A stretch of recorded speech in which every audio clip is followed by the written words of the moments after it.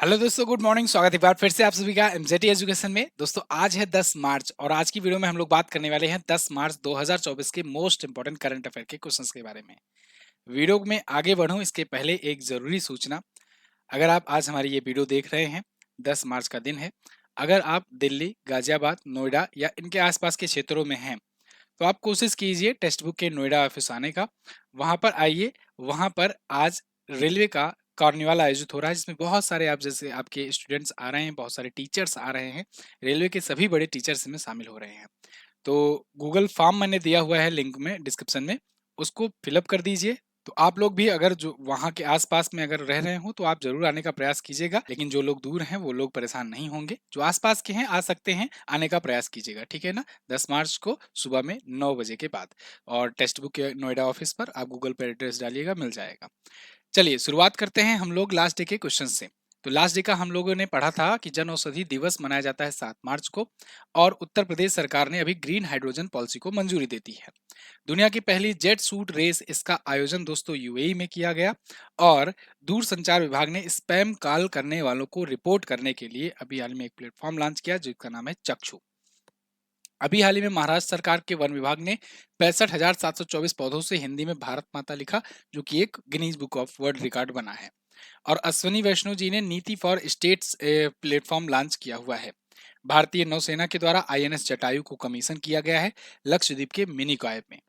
और अभी कर्नाटका राज्य सरकार ने विश्व आर्थिक मंच यानी वर्ल्ड इकोनॉमिक्स फोरम के साथ मिलकर के एआई सेंटर स्थापित करने की घोषणा की है। कैबिनेट ने इंडिया एआई मिशन को मंजूरी दे दी है। इसके लिए 10,372 करोड़ का बजट भी रखा गया है। और नई तकनीकी और सेमीकंडक्टर के लिए भारत ने दक्षिण कोरिया के साथ सहयोग समझौते पर हस्ताक्षर किए। ये टॉप 10 करंट अफेयर के क्वेश्चंस थे जिनका आपने केवल और केवल 1 मिनट में किया रिवीजन। ऐसे ही रिवीजन आपका व्हाट्सएप चैनल पर रोजाना भेजा जाता है, तो आप व्हाट्सएप चैनल भी ज्वाइन कर लो, लिंक आपको डिस्क्रिप्शन में मिलेगा। एमजेटी ऐप पर इसकी पीडीएफ और क्विज वगैरह रोजाना दी जाती है, आप इसका जरूर लाभ उठाइए। MJT app Google play store पर अवेलेबल है। पहला क्वेश्चन। तो पहला क्वेश्चन है दोस्तों, सीआईएसएफ स्थापना दिवस कब मनाया गया।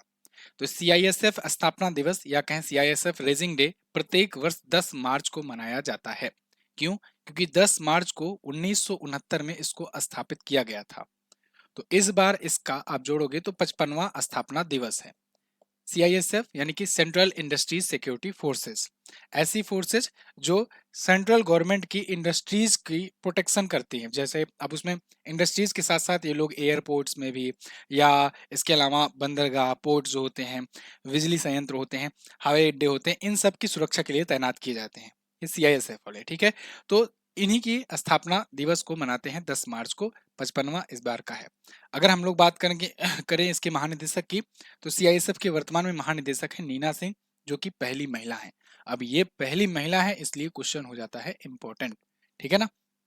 सीआईएसएफ का भी बाकी के जो सुरक्षा संगठन है उसी की तरह हेडक्वार्टर नई दिल्ली में है। सीआईएसएफ भी एक सीएपीएफ का हिस्सा है। सीएपीएफ की अगर बात करें तो सेंट्रल आर्म्ड पुलिस फोर्सेज होती हैं। इसके तहत 7 या 8 प्रकार के पुलिस बल आते हैं जिन्हें अर्धसैनिक बल कहते हैं, और गृह मंत्रालय के अंतर्गत ये आते हैं। जब गृह मंत्रालय के अंतर्गत आए कोई सेना तो समझो वो भारतीय सेना का हिस्सा नहीं है। भारतीय सेना जो होती है वो रक्षा मंत्रालय के तहत आती है, और ये गृह मंत्रालय के तहत आती है, ठीक है ना। तो ये बात ध्यान रखना। और ये बात इसलिए भी जरूरी है कि जब इनके जो जवान होते हैं, इनकी जब मृत्यु होती है तो उन्हें शहीद नहीं कहा जाता है ऑफिशियली, ठीक है। जबकि जो रक्षा मंत्रालय वाली होती है सेना, उनको शहीद कहा जाता है रियल मामले में। आगे, प्रो कबड्डी लीग सीजन 10 का पहला खिताब किसने जीता है। तो प्रो कबड्डी लीग सीजन 10 संपन्न हुआ और इसको जीत लिया पुनेरी पल्टन ने। पुनेरी पल्टन ने अपना पहला खिताब जीता है और इसने हरियाणा स्टीलर्स को हरा करके ये खिताब जीता है। प्रो कबड्डी लीग अब बहुत ही चर्चित लीग बन चुका है। आईपीएल की तरह ही ये भी चल रहा है समझो। आईपीएल के 16 संस्करण हो रहे हैं और इसके जो हैं 10 संस्करण हो चुके हैं। प्रो कबड्डी लीग अभी हाल ही में आयोजित हुआ और इसमें पुनेरी पल्टन ने फाइनल में हरियाणा स्टीलर्स को 28-25 से हरा दिया है। इनका ये पहला खिताब था। सर्वश्रेष्ठ रेडर दबंग दिल्ली के केसी के आसू मलिक चुने गए। टॉप डिफेंडर पुनेरी पल्टन के मोहम्मद रेजा सादलुई चुने गए। और सबसे मूल्यवान खिलाड़ी या कहें मोस्ट वैल्यूएबल खिलाड़ी पुनेरी पल्टन के ही असलम इमाम दार चुने गए। ये 3 अवार्ड थे, इन्हीं को इंग्लिश में भी लिखा गया है। तो प्रो कबड्डी लीग ये ध्यान रखना। अच्छा, एसएससी वगैरह के एग्जाम में ना बदमाशी ये करता है कि इस बार का ना पूछ करके पिछली बार का पूछ लेगा, वहीं संस्करण चेंज कर देगा, सीजन 8 का पूछ लेगा, सीजन 9 का पूछ लेगा। जो स्टूडेंट होता है वो सोचता है हाँ इसी बार का पूछ रहा है, और वहीं वो गलती कर देता है। इसलिए पिछले कुछ संस्करण का यहाँ पर मैं लिस्ट लेकर आपके सामने आया हुआ हूँ। जैसे सीजन 10 पुनेरी पल्टन ने जीता, सीजन 9 जयपुर पिंक पैंथर ने जीता, यही पहला वाला भी सीजन जीता था जयपुर पिंक पैंथर ने ही। और सीजन 8 जो है दबंग दिल्ली ने जीता था। सीजन 7 जो है बंगाल वॉरियर्स ने जीता। किसको हरा कर जीता है ये भी क्वेश्चंस बने हुए हैं एसएससी, सीजीएल और सीएचएसएल के एग्जाम में खास करके, तो ये भी ध्यान रखना। ठीक, आगे एक और जरूरी बात, आज लास्ट दिन है, अंतिम मौका है टेक्स्ट बुक पास का फायदा उठाने का। मात्र 219 में टेक्स्ट बुक पास ईयरली ले सकते हो महाशिवरात्रि ऑफर के तहत, और 307 में टेक्स्ट बुक पास प्रो ले सकते हो। एनजेटी कूपन कोड यूज करोगे तो 12% का और डिस्काउंट मिल जाएगा। तो ये आज अंतिम मौका है, आखिरी दिन है, 10 तारीख है, 8 से 10 मार्च तक का ही ये ऑफर था। तो आप जो लोग ऑफर का फायदा नहीं उठाए हो, किसी एग्जाम की तैयारी कर रहे हो और किसी एग्जाम का मॉक टेस्ट को सॉल्व करना चाहते हो, तो आप टेक्स्ट बुक जो है बेहतर प्लेटफॉर्म के रूप में प्राप्त कर सकते हो। लिंक इसका डिस्क्रिप्शन में है, आप जाकर फायदा उठाइए जरूर।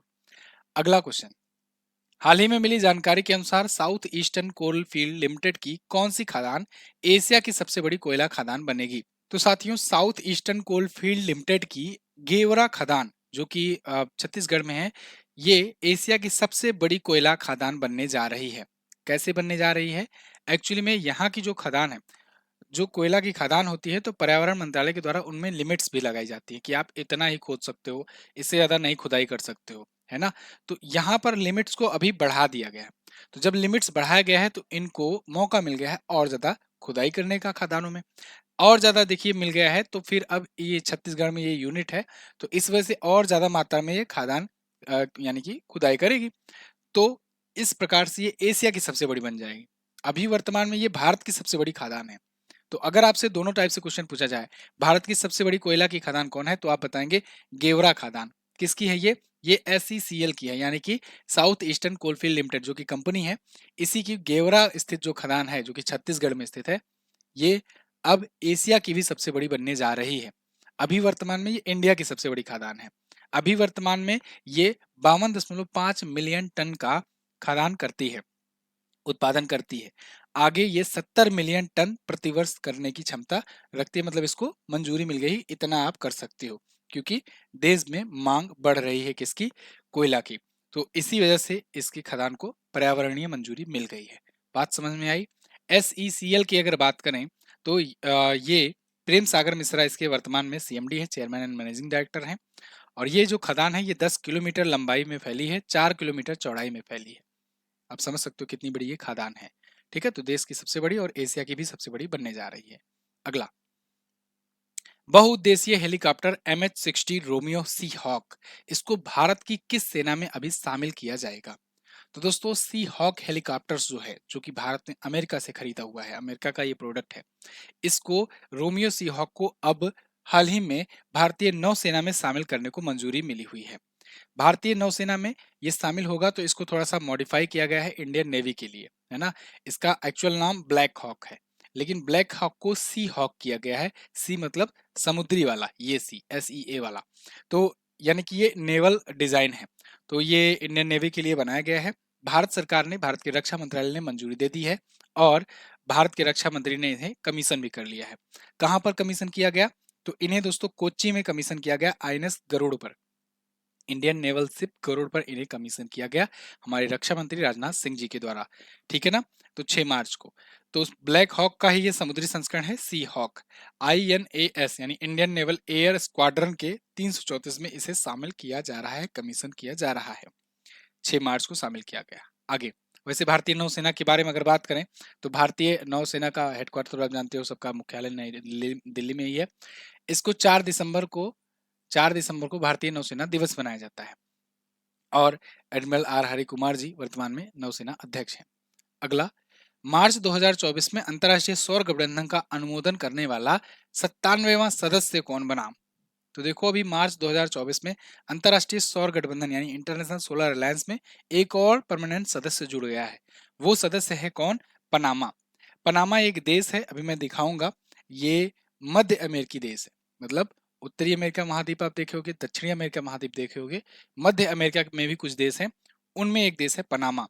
तो ये Panama finally international solar alliance join कर चुका है और ये ज्वाइन करते ही बन गया 97वां मेंबर। देखो, दो टाइप से मैं आपको बताता हूँ क्वेश्चन, क्योंकि इसमें कंफ्यूजन बड़ी रहती है। अभी माल्टा के बारे में मैंने बताया था, 119वां वो मेंबर बना था हस्ताक्षर करने वाला। तो अगर हस्ताक्षर करने वाले के बारे में पूछा जाए, एक कर्ता के बारे में, तो 119 देश हस्ताक्षर कर चुके हैं। और ऑफिशियली सदस्य के रूप में पूर्णतः सदस्यता कौन ग्रहण कितने लोग कर लिए हैं, तो पूर्णतः सदस्यता 97 लोग ग्रहण कर चुके हैं, जिनमें 97वां देश है पनामा, 96वां है हंगरी और 95वां बना था चिली। ये भी मैंने आपको बताया था। तो 95, 96 और 97 याद रखना, और इधर 119वां जो हस्ताक्षर करता है वो है माल्टा, ये भी ध्यान रखना। इंटरनेशनल सोलर अलायंस है क्या, इसको समझते हैं। इसकी स्थापना दोस्तों 2015 में पेरिस में जब कॉप 21 शिखर सम्मेलन चल रहा था तब स्थापित की गई थी। सोलर एनर्जी को बढ़ावा देने के लिए एक सोलर अलायंस गठित किया गया। इंटरनेशनल सोलर अलायंस भारत और फ्रांस की ये पहल थी, संयुक्त पहल थी, और तब यह स्थापित किया गया। भारत में इसका हेडक्वार्टर रखा गया गुरुग्राम हरियाणा में। अध्यक्ष इसके अजय माथुर साहब हैं। ठीक है, याद रहेगा। इंटरनेशनल सोलर, ये बहुत अच्छा है, ये बहुत अच्छी लाइन है, ये जरूर पूछी जाएगी आपसे। किस संगठन में, कॉप 21 के। कॉप 28 अभी यूएई में आयोजित हुआ। यहाँ पर आप देखो पनामा है कहाँ पर, तो ये देखो ये मध्य अमेरिका का ये जूम सीन है, आप इसमें देखो तो ज्यादा समझ में आएगा। नीचे आपको दक्षिण अमेरिका दिखेगा, ऊपर आपको उत्तरी अमेरिका दिखेगा। यहाँ पर मैक्सिको, ऊपर अमेरिका, ऊपर कनाडा है। यहाँ पर आपको ब्राजील वगैरह बाकी देश दिख रहे हैं।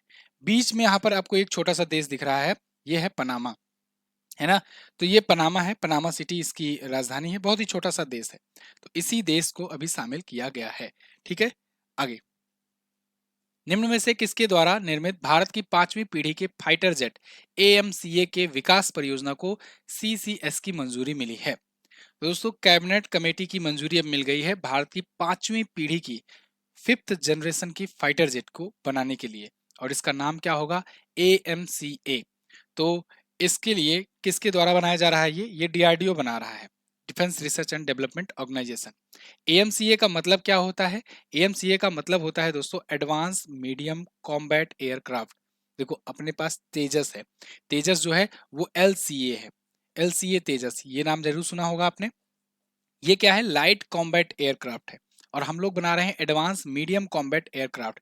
ये 5th जनरेशन का है, 5G वाला है, ठीक है ना, 5G वाला है। 5G वाला समझ लो, राफेल वगैरह को भी पीछे छोड़ देगा ये स्टील्थ है। स्टील्थ मतलब क्या होता है, स्टील्थ अगर फाइटर जेट है ना, तो इसको ढूंढ पाना भी बड़ा मुश्किल हो जाता है, रडार वगैरह को भी ये चकमा दे देता है। और दो इसका डबल इंजन वाला है, ठीक है ना, 25 टन का वजनी होगा, और ये 6500 किलोग्राम का आंतरिक ईंधन ले जा सकता है एक साथ में अपने साथ। ठीक है, तो 5वीं पीढ़ी का भारत बना रहा है, और इसको कैबिनेट की मंजूरी मिल गई है। डीआरडीओ भारत की जो संस्था है ये बनाएगी, डीआरडीओ यानी defence research and development organisation. 1958 में इसकी स्थापना हुई थी, और इसके अध्यक्ष कौन है, समीर वी कामत, हेडक्वार्टर नई दिल्ली में है। अगला, निम्न में से किस राज्य को आईटीबी बर्लिन में वर्ष के सर्वश्रेष्ठ गंतव्य का अवार्ड दिया गया। तो दोस्तों, अभी हाल ही में गोवा राज्य को सम्मानित किया गया है आईटीबी बर्लिन में। आईटीबी बर्लिन बर्लिन में है, वहां पर आईटीबी बर्लिन के नाम से एक आयोजन होता है। बर्लिन मतलब जर्मनी समझो। तो वहां पर वर्ष का सर्वश्रेष्ठ गंतव्य चुना गया है भारत के गोवा को। तो ये इंपॉर्टेंट अवार्ड हुआ भाई, इंटरनेशनल लेवल पर अवार्ड दिया जा रहा है तो, ठीक है ना। तो यहाँ पर देखिए ये अवार्ड से सम्मानित किया गया है इसको, Pacific area travel writers association के द्वारा ये अवार्ड दिया गया है इनको। गोवा पर्यटन के जो सचिव हैं संजीव आहूजा, इन्होंने ये पुरस्कार रिसीव किया है। तो 5 से 7 मार्च के बीच में बर्लिन में ये आयोजित किया गया था, बर्लिन प्रदर्शनी मैदान में। इसका जो मोटो रखा गया था वो था, यात्रा और पर्यटन में एक साथ बदलाव के अग्रदूत। ठीक, ये सब वगैरह नहीं पूछा जाएगा आपसे, ये पूछा जाएगा अगर आईटीबी बर्लिन कन्वेंशन में अवार्ड मिला तो किस राज्य को मिला और कहाँ ये आयोजित हुआ, बहुत ज्यादा करके ये पूछ लेगा बस। गोवा आया है, फिलहाल गोवा के बारे में हम लोग जान लेते हैं। गोवा पिछले दिनों में कई बार चर्चे में आया, जब गोवा में दोस्तों 6 से 9 फरवरी के बीच भारत ऊर्जा सप्ताह का आयोजन किया गया। इसके अलावा विश्व बैंक के साथ ये अग्रणी जलवायु वित्त सुविधा लॉन्च किया था। अंतर्राष्ट्रीय फिल्म महोत्सव यहाँ पर हर बार होता ही है, 54वां आयोजित हुआ भी। 37वां राष्ट्रीय खेल का आयोजन हुआ, जिसमें मस्कट मोगा को रखा गया था, मोगा मस्कट था, याद रखना। और PS श्रीधरन पिल्लई की 3 पुस्तकें लॉन्च हुई, heritage trees of Goa, when parallel line meets, Antyapriya कविता काल। फ्री आईवीएफ ट्रीटमेंट वाला पहला राज्य है ये। गोवा बेबिंका हलवा और गोवा मनकुरा डाम को जीआई टैग मिल चुका है। नीति आयोग के निर्यात तैयारी सूचकांक में छोटे राज्यों में टॉप पर है, और सुरक्षा सूचकांक में भी ये छोटे राज्यों में टॉप पर है गोवा जो है, ठीक है ना। यहाँ पर क्लियर अभी कम दिख रहा है। फिलहाल गोवा अगर देखोगे भारत का सबसे छोटा राज्य है। यहाँ महाराष्ट्र और कर्नाटक के बीच में छोटा सा ये राज्य मिलेगा गोवा। 2 ही जिले हैं मात्र। विधानसभा में 40 सीट जाती हैं, लोकसभा में 2 और राज्यसभा में 1 सीट यहाँ से जाती है। मायम झील, नेत्रावली बबलिंग झील, अरंबल स्वीट वाटर लेक, ये सभी यहाँ पर है। अंसी नेशनल पार्क और भगवान महावीर अभ्यारण्य, ये बहुत पूछा जाता है, याद रखना। द डेलो, घोड़े मोदनी और दिवाली नाच यहाँ के प्रमुख लोक नृत्य हैं। आगे, प्रमोद सावंत सीएम और पीएस श्रीधरन पिल्लई गवर्नर। इसके अलावा दोस्तों महाशिवरात्रि का आज अपना भी लास्ट ही दिन है ऑफर का। 8 से 10 मार्च हमने भी शुरू किया था 80% डिस्काउंट पर, तो आप इसका फायदा उठाइए। किसी भी वीडियो कोर्स को अगर आप ज्वाइन करना चाहते हैं तो आप जाकर के एमजेटी के ये वीडियो कोर्स ज्वाइन कर सकते हैं। जा करके आपको डेमो देखना है, पहले डेमो देखिए। अगर आप जीएस तैयार करना चाहते हैं तो जीएस किसी भी एग्जाम का लेवल समझ लो, पीसीएस प्री लेवल तक का वनडे एग्जाम से लेकर के आप वहां पर कंटेंट और वो सब पा जाओगे। तो आप जाकर के डेमो लो। डेमो लेने के बाद अगर पसंद आए तब आप परचेज कीजिए। कोई भी दिक्कत आती है, सहायता चाहिए तो व्हाट्सएप का नंबर दिया गया है, आप संपर्क करके और भी ज्यादा जानकारी ले सकते हैं। एमजेटी ऐप पर ये कोर्स अवेलेबल है। अगला, 12 मार्च 2024 को कहां पर विश्व के सबसे बड़े साहित्यिक उत्सव साहित्योत्सव का आयोजन किया जाएगा 12 मार्च को। तो 12 मार्च को दोस्तों नई दिल्ली में आयोजित किया जाएगा। ये विश्व का सबसे बड़ा साहित्यिक उत्सव होने जा रहा है, और ये साहित्योत्सव के नाम से जाना जा रहा है, ठीक है ना। तो यहाँ पर देखिए विश्व का सबसे बड़ा साहित्यिक उत्सव है। 11 से 16 मार्च बेसिकली आयोजित होगा। 12 मार्च को ये लोग बड़े रूप में इसको आयोजित करेंगे, ठीक है। साहित्य अकादमी के द्वारा आयोजित हो रहा है। तो 70 साल पूरा हो रहा है साहित्य अकादमी का, तो उसी के उपलक्ष्य में आयोजित किया जा रहा है, ठीक है, नई दिल्ली के कमानी ऑडिटोरियम में। तो यहाँ आप 11 से 16 मार्च कर लो, ठीक है। प्रतिभा राय जी जो होंगी, ये काफी फेमस राइटर हैं, इनको चीफ गेस्ट के रूप में इनवाइट किया गया है। अगला, भारत और अमेरिकी तटरक्षकों के बीच सी डिफेंडर्स 2024 अभ्यास का आयोजन हुआ। ये कहां पर हुआ? तो देखो, इंडियन कोस्ट गार्ड और अमेरिकन कोस्ट गार्ड दोनों के बीच में सी डिफेंडर्स हो रहा है। सी डिफेंडर्स 2024 ये पोर्ट ब्लेयर में हो रहा है। पोर्ट ब्लेयर कहाँ की राजधानी है? अंडमान निकोबार की। तो अंडमान निकोबार में देखिए यूएस कोस्ट गार्ड शिप बर्थॉल्फ, ये उसका शिप है, नेवल शिप है, ये पहुंच चुका है पोर्ट ब्लेयर में, और यहीं पर एक्सरसाइज को ये ज्वाइन करेगा। 9 से 10 मार्च के बीच में आयोजित हुआ ये सी डिफेंडर, इंडियन कोस्ट गार्ड और अमेरिकन कोस्ट गार्ड के बीच में। इंडियन कोस्ट गार्ड के महानिदेशक हैं राकेश पाल, ठीक है ना, राकेश पाल। अगला, ये प्रमुख कुछ सैन्य अभ्यास है, इनको आप याद रखिएगा।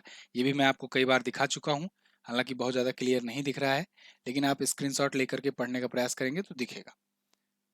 अगला क्वेश्चन, हाल ही में किस भारतीय बैडमिंटन खिलाड़ी ने बैडमिंटन से संन्यास की घोषणा की है?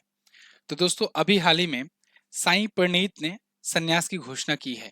ये प्रसिद्ध भारतीय बैडमिंटन खिलाड़ी हैं, और इन्होंने बैडमिंटन को अलविदा कह दिया है। ये विश्व चैंपियनशिप हुआ था, विश्व बैडमिंटन चैंपियनशिप 2019 में, तो उसमें इन्होंने कांस्य पदक जीता था, और साथ ही साथ एक बार सिंगापुर ओपन भी जीत चुके हैं 2017 में। तो दो इनके बड़े अचीवमेंट हैं। इन्होंने अभी ट्विटर पर ये जानकारी दी कि अब हम बैडमिंटन नहीं खेलेंगे, ऑफिशियल तरीके से संन्यास ले रहे हैं। अभी आगे क्या करेंगे? अब ये आगे दोस्तों ट्रायंगल बैडमिंटन एकेडमी के हेड कोच के रूप में कोचिंग देंगे, ठीक है ना, तो कोच बन जाएंगे ये। तो इन्होंने संन्यास ले लिया है। चलिए, कई बार क्वेश्चन ऐसे पूछ लिए जाते हैं ना, नाम दे दिया जाएगा, पूछ लेगा इस खिलाड़ी का संबंध किस गेम से है, किस खेल से है, तो आपको बताना है ऐसा, ठीक है, ये बात ध्यान रखना। तो ये थे टॉप 10 करंट अफेयर के क्वेश्चंस। एक बार फिर से रिमाइंड करा दूं, अगर आप बैच ज्वाइन करना चाहते हो तो 80% का डिस्काउंट ऑफर है, इसका फायदा उठाइए। कल मैंने क्वेश्चन आपसे पूछा था अंतर्राष्ट्रीय महिला दिवस मनाने की शुरुआत कब हुई, तो इसका सही आंसर है 1911। Silent valley national park Bharat के किस राज्य में है? तो ये है दोस्तों केरल में। आज आपको क्या बताना है? आज आपको बताना है मिनिकॉय द्वीप ये कहां पर स्थित है। बहुत ही आसान है, आप जरूर आंसर करना। ग्रीन हाइड्रोजन पॉलिसी लाने वाला भारत का पहला राज्य कौन सा है, ये भी आप बताइए। दोनों ही क्वेश्चंस के बारे में जो भी पता हो डिटेल से कोशिश करना लिखने की, और इसके अलावा दोस्तों टेलीग्राम पर इसकी पीडीएफ भेज दी जाएगी, और व्हाट्सएप चैनल पर इसका वन लाइनर पेज भेज दिया जाएगा। एमजेटी ऐप पर इसकी क्विज करा दी जाएगी। ये सारी चीजें आपको मुफ्त में उपलब्ध कराई जा रही हैं, तो इनका आप फायदा उठाइए।